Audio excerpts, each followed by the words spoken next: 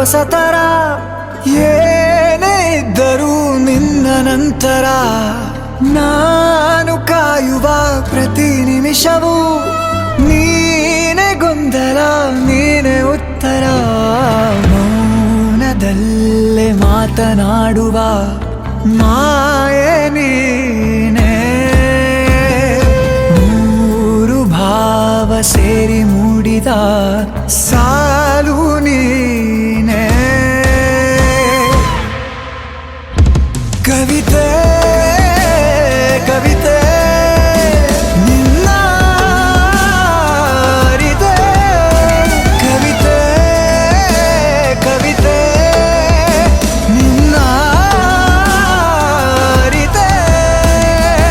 ಏನು ಹೇಳಲಿ ನಾನು ಹೊಸತರ ಏನೇ ಇದ್ದರೂ ನಿನ್ನ ನಂತರ